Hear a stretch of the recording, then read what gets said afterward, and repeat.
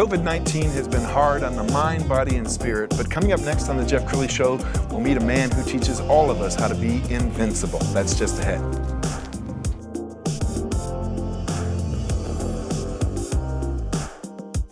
Many are predicting that the worst is yet to come, which is unfortunate, said one person here.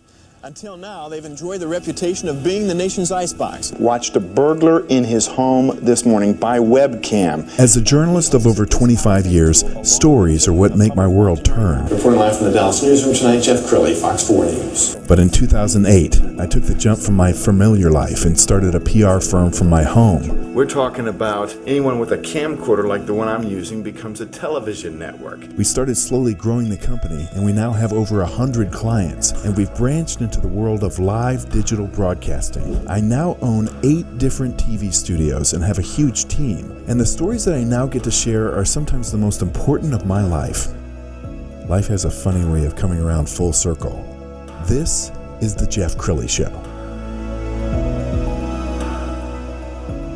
Boy, if we ever needed a lesson on how to be invincible, it's now. 2020 is going to go down, and I think in everybody's life as a low point. It's been hard on the mind, body, and spirit. There's a lot of depression out there. There's a lot of substance abuse, people self-medicating because they're depressed, millions of Americans out of work. But it's all about grit. And to talk about that today is Scott Phillips. He's the owner of Invincible Jiu Jitsu. Welcome to the show. Thank you, Jeff. Thanks for having me. Well, tell everybody a little bit about your background, because I mean, you're almost like right out of central casting in the movies, because you've really had quite a life. Yeah, man. I've been blessed. I'll be honest with you. I've been blessed. So I grew up here in Texas, and I had a pretty successful athletic career, and it allowed me, to be physically fit and confident. And I joined the Navy, became a Navy SEAL. I lost my mind, decided I wanted to go and be where the best warriors on earth were. And so I went and did that, and man, I was so blessed and honored to work with. I tell people all the time, I'm no war hero, man, but I served with a bunch of them. Thank you for your service. Oh, man, thank you for being an American worth serving. You know what I mean? So so I did that, and then started having kids and a family, and I got out of the service, and I did some other things, and then God called me into ministry. And and I personally thought I was going to be coaching because I'd coached my kids in all kinds of sports, and but He had a different idea for me, and so it was Navy SEAL. I grew up fighting, boxing, kickboxing, traditional martial arts, SEAL team hand to hand, then Navy SEAL, then got out, did some other things, and then bam, He called me into being a children's pastor. Wow. And right, that's how y'all's children's pastor, that was the path they took, right? And and nobody was more surprised than I was at that. And but when I was in the Navy, I began training in Gracie Jiu Jitsu, Brazilian Jiu Jitsu. And so I've been training about 27 years, man, and I've been teaching for 20 years. And about 5 years, I started a Jiu-Jitsu Academy, full-time Jiu-Jitsu Academy in Wiley with a great friend of mine, Charlie Busby. And man, we've been training people about 7 days a week, honestly. Wow. Ever since. Well, let's show some pictures of your academy, because I think it's really impressive. We were talking before the show that, Jiu-Jitsu is just a tool. Right. It heals the whole body, doesn't it? Yeah, absolutely, man. Our academy, Jiu-Jitsu happens to be the tool that we use to help people master life.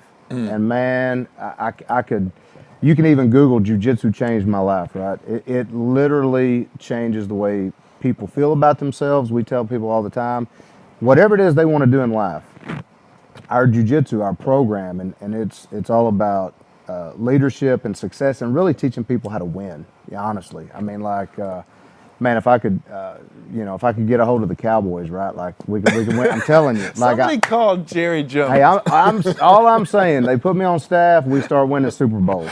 No doubt about it. That's a true story. I would love to see a Super Bowl ring. Hey, me too. Me too. As an official jiu-jitsu trainer of the Yeah, Dallas man. Cowboys. But that's the power in what we're doing. You know, and you mentioned the people being fearful in these times with COVID, and before the show we're talking, Amber, about people being attacked and things, and if I could give somebody a drink, and they could take a drink, and feel what it feels like to walk around with this jiu-jitsu that we have, with this merited supreme self-confidence, right? Man, people would mortgage their homes to get it. You know what I mean? Like if they could just walk around with it for a little bit. Tell me a success story. Is there a child, and you've been doing this for a long time, is there a child who kind of stands out in your mind of this is what they were before and this is what they were after? Honestly, at least once a week, somebody comes to us with a new story, and oftentimes it's after they've only been training, for just a couple of weeks. There was one kid who he came in and he had auditory issues. He was, and man, at the beginning of class with the kids' classes, we played dodgeball. Man, we cranked the music up.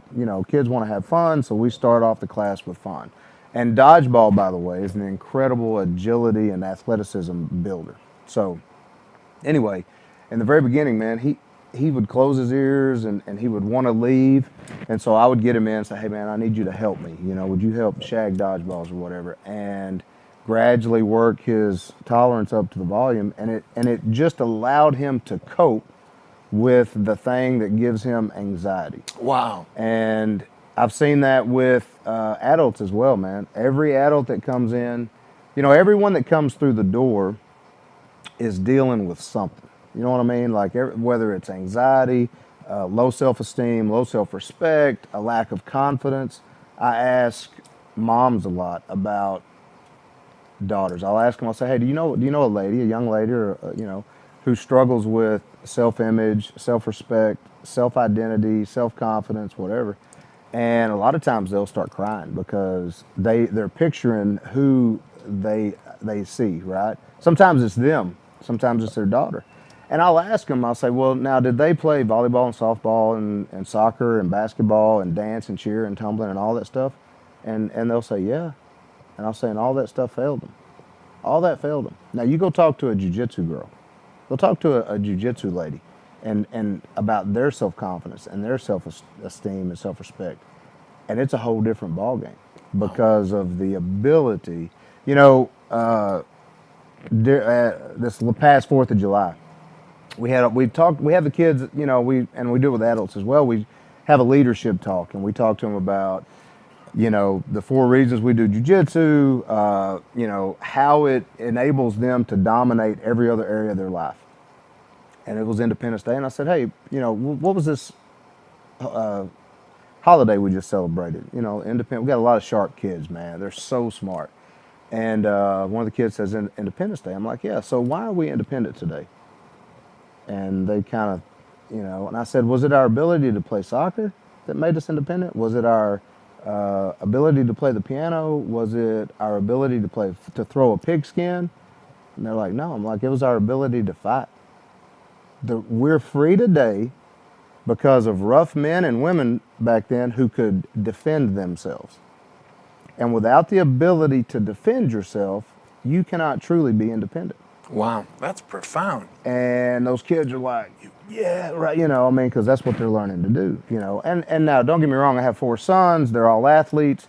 I was an athlete. I played football till I thought I was tired of playing. And, and the point is that what we're doing allows them to master life. Whatever area that is. They want to be doctors, scientists, rocket scientists, astronauts, Navy SEALs, Greenberg, whatever it is. Talk show hosts, right. PR guys, movie stars, actors. And what you're starting to see is a lot of those people are starting to get into what we're doing because they see how it makes them better at their craft, you know. So I'm so impressed. We've got a little video we're going to roll, and I want you to kind of narrate for us what we're watching. So, I'm trying to see who that is. I can't really tell who that is. So I'm rolling with, man, I'm rolling, we call it wrestling, with one of the kids, and that is a while, that's been a little while since that match. But so, yeah, man, I'm acting like I'm, you know, trying to slap him or hit him, and, you know, he's doing a great job getting me into his guard and defending himself, you know, and it looks like Wyatt Cooper. Okay. Yeah, I'm not 100% sure that's who it is. And But would he be a new student? yeah, so that kid, he's been training a little while. That's awesome. Yeah, man. Hey, and I'm going to tell you, I think that is Wyatt. So it's so funny because the difference, we talk about jiu-jitsu, our jiu-jitsu being a superpower. And people, you know, a matter of fact, I asked the kids the other day if they could choose any superpower, what would it be? And the ones that have been around a little while, they're like, jiu-jitsu, jiu-jitsu, jiu-jitsu, you know. And so I was talking to them about perseverance, you know, about how if they set a goal and they start working, doing the things that they know to get to that goal, 99% of the time, all they have to do is not quit, and they'll reach their goal. If they just persist. The problem is most people are quitters.